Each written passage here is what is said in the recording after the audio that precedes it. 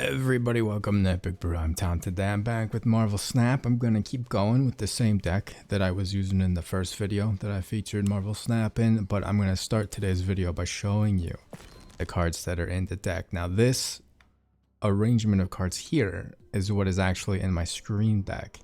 I don't think I actually pulled Scream in the entirety of the last video, so like the last 3 matches I played. Which is weird because it's a low cost card and typically you kind of get those at the beginning of the matches. I don't really know the probability, but I remember reading a while ago that you have a higher chance of drawing low cost cards toward the beginning, like within the first couple draws of each game. So the fact that this 2-cost card never showed up is quite unusual, and it kind of stinks because it's kind of the between Kingpin and Scream. Scream is the main card of the deck, hence the name of the deck. But I managed to make it work a couple times. All of these cards over here on the right, these are all the cards that I own. So quite a bit of cards. There's a lot of cards in this game, as you can see, and each of these cards has variants. So you can see like this is what the card originally looked like, pretty cool. But then I got the Dan Hip one, because I like that artist. Remember, he's like the Saturday morning cartoon artist that I like to collect. I got the Magneto card of his too. But yeah, so these are just the cards I'll be using today, and these are all the cards that I have. So we're just gonna jump into a game really quickly, and hopefully you'll get to see Scream and Kingpin team up, because it's quite a nice little wombo combo that's pretty cheap too. And if you can keep building Scream up throughout the game, by the end of the game she can get pretty hefty for a 2-cost card. Alright, I got Kingpin out. That's a great location to have if you have a lot of cards that use ongoing abilities, but unfortunately I don't. And Scream isn't an ongoing ability, which sounds weird, but it is what it is. They didn't play anything the first turn, which is interesting. All right, so this is a blessing and a curse, right? So fill each player's hand with random cards. Well, that's great because I got a bunch of cards that I didn't equip in my deck, but the downside is now my hand's full, so I have to play a card in order to draw a card from my original deck in the next turn. Otherwise, my hand's full, so I won't draw another card. But luckily, Angela's pretty good after you play a card here, +1 power. So I'm just going to toss her on the right. Hopefully it's a good location for that. Cards that cost 4, 5, and 6 can't be played here. Okay, that's not too bad. This person still hasn't played a card yet. I don't know. I don't even know what would even be a good play right now. I'll just throw Viper over here. I'll claim all the locations. Name one. Okay. So I could be a jerk. Red Guardian, afflict the lowest power enemy card here with -2 power and remove the text. And Namor, he gets +5 power if he's the only card here. So this guy will basically cancel him out. It'll remove his power basically. So I'm gonna do that. And he goes from 11 to 4. That's quite the downgrade. That's quite the downgrade. I'm just gonna throw Miles. I can't throw him over there.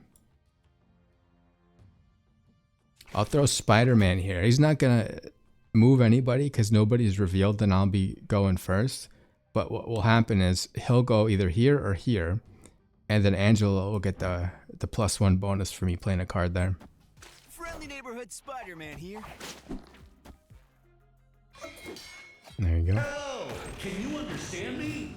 Okay, Infinite, that's interesting. So they didn't play a card last turn, so they could play this guy. How did they play that? That's a 6-cost card, and it's turn 6 right now. Did I miss something?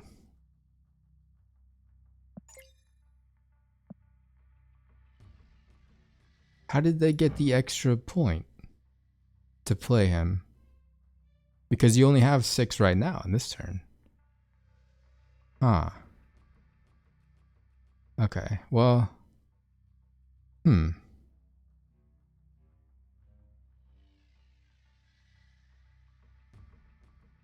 This is tricky because now I'm kind of. What should I do? I'm gonna do this, and then I'm gonna hope Stag knocks Infinite over there. We'll see how this goes. Either way, you'll get to see Scream work. There it is. So she takes 2 and gains 2. Oh, that stinks. They won by 1. I still don't get how they were able to play Infinite on turn 5. If you played a card last turn, you can't play this. So they skipped turn 4. And then they played Infinite turn 5. And then turn 6, they played Gore and Human Torch. But how did they get the extra... Because this would have had to have been 5 for them to play it on turn 5. That seems a little fishy. Those of you who know more about this game than me, did I miss something?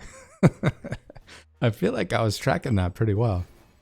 Sometimes when I'm narrating what I'm doing, I miss stuff because I'm focusing on what I'm saying and not what's really going on. It happens all the time in Mordhau. When I play Mordhau and I'm not talking constantly, you wouldn't even recognize me. After each turn, move 1 card to the web for a random player. This is a nice location for me to have, because that means each turn either one of my cards or one of their cards will be pulled to this location, and that will definitely activate Scream when an enemy card moves. Steal 2 power from it once per turn.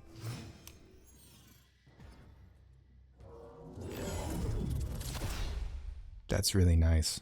That's really nice. If I can keep Scream here, if I play Scream and they don't play anybody, Scream's gonna move to this one though.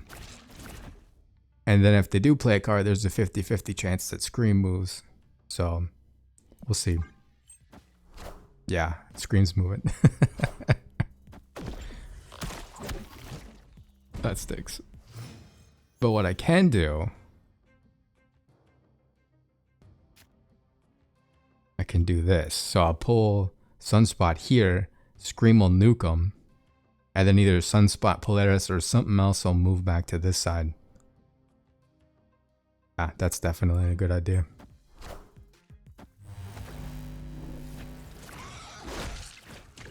There you go, he's -1 now. Ironheart, okay. That seems like a bit of a waste. So Sunspot, after each turn, he gets +1 power for each unspent energy. So if it's turn 4 and they don't play anything, he's going to get +4 energy that turn. And Ironheart's interesting to play then, because you give 3 of your other cards 2 powers, but they only had 1 other card. So Ironheart was played with 1/3 of its capability, which is very strange. I'm just going to knock Ironheart over. Gonna power this up. Probably going to regret it, but I think I'll throw Aereo here. Okay, good. We're done getting moved around.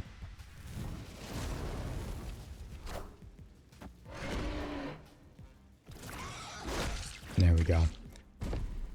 Yeah, see, he powered up. He didn't spend all his points that time. Okay, well, I'm gonna play Aereo here, because then I'll get 10 points here and 10 points everywhere else as well. And hopefully they'll play a card either there or there, and I'll be able to move them. Nope. That stinks. Who will the winds bring? Interesting.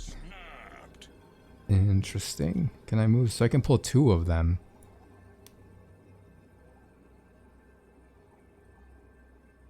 I think I'm going to throw Odin down. He'll activate Aereo again. I don't think they're going to play another card here. I think they're going to try to keep that from filling up. And then that way, Odin repeats the on-reveal abilities of other cards at the location. So whatever this person plays elsewhere, Aereo will hopefully pull them in. Plus having 8/8/8 everywhere, it'll be nice too. But watch, they play a card here. And my plans, oh, they did it. Why would they play 2 there? Okay. Are ye worthy? Yeah, it didn't matter. Okay, okay.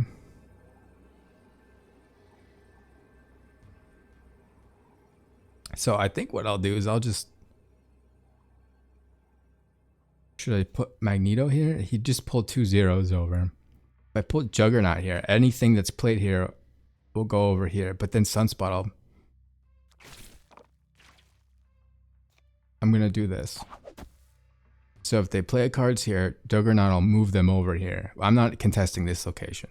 I'm focusing on these 2. And Spider-Man, hopefully, the 6 points won't be out matched by whatever Sunspot generates here.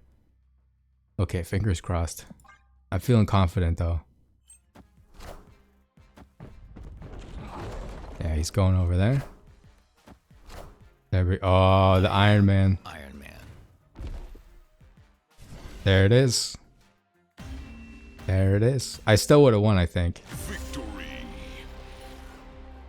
Because I ended up with 46 here. And the Iron Man would have doubled that to 40. Why is that 80? Oh, wow, that's extra powerful because ongoing effects are doubled. So your total power is quadrupled here, and that's why it's 80. That's intense. But yeah, there you go, and that paid off. Look at that happy boy. Oh, that's one of my favorite Juggernaut cards. Because he's such like a serious, angry... I'm just going to collect these rewards here real quick. Pay no attention. He's such an angry character in all the movies. So to see him as like a happy baby, it's a nice change of pace. So in my name, you can get into guilds or clans or whatever you want to call them, and I'm in the Orlando one. That's what that is. Get your mind out of the gutters, kids. All right. Yeah, this must be one of the locations. So every day there's like a location of the day that is more common. And if you have a lot of free time, you can kind of craft a deck of the day to pair well with whatever the location is, but not today. Which stinks because I'm not going to be able to play anything until turn 3 now. Because my hand's full. Oh, Yondu took out Kingpin then. Yondu is a nice card to have. Destroy the card that costs the least in your opponent's deck. So unfortunately, Kingpin got nuked. But yeah, so I'm not going to be able to play anything until turn 3 now. Okay, they're running a destroy deck.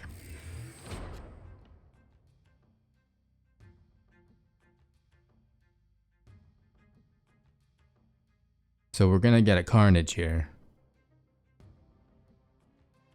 We're either going to get Carnage or Venom. I'm calling it now.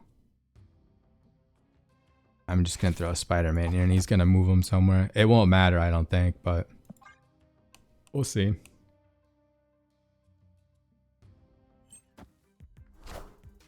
Oh, Killmonger. Okay. I definitely need to change my underwear.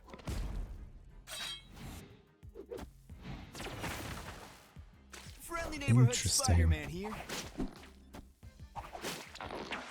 Okay, so now if he wants to regen X-23, he's going to have to destroy Killmonger. Which means he's probably going to put Venom or Carnage here now. I know I said that last turn, but maybe I can kind of mess up that plan. So what they do is they destroy this card because you get an extra energy every time you destroy it. So because I go first, I'm going to play Polaris here, pull X-23 here, and then when he plays Venom or Carnage or maybe Deathlock, he'll just destroy Killmonger and not get the point bonus. We'll see if I'm predicting correctly. There he goes. It's going to be Deadpool and then Deathlock, okay. So he regened the Deadpool, destroyed the Killmonger, but he didn't get the X-23.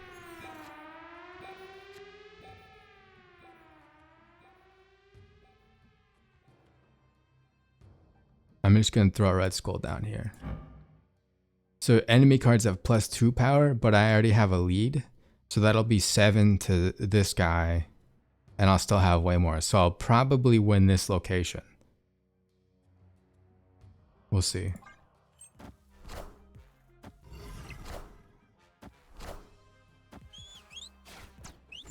Kingpin and Screen, there they go. Venom.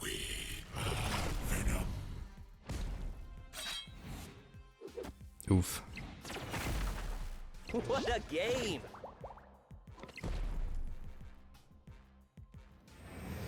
So now that I think about it though, they could play Atrium Zola here, or Arnim. I always call him Atrium. It's Arnim Zola here, and he'll destroy Venom and then project them here and here.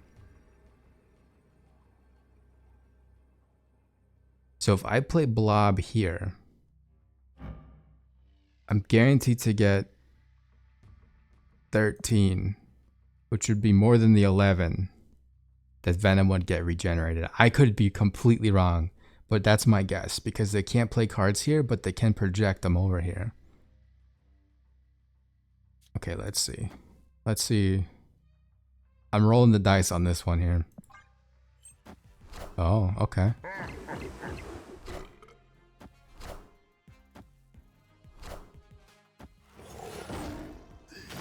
Ooh. I did it. I did it by 1. It was not what I thought was going to happen at all. Victory. But I still pulled it off. I'm glad I didn't. I almost put Magneto there too. Wow. That's an interesting... I bet you they just had too many of these cards from the beginning because they... Yeah. I don't really see Nico... Yeah, I don't really see this card with like Deathlock, X-23, Deadpool. Usually you see like Venom, Carnage, Null, Death. It's a very common deck and kind of like the lower levels that you start in every season. But there you go. There's some pretty good rounds today. Thank you so much for watching. Hope you've been enjoying Marvel Snap. Stay safe, stay healthy. Catch y'all next time.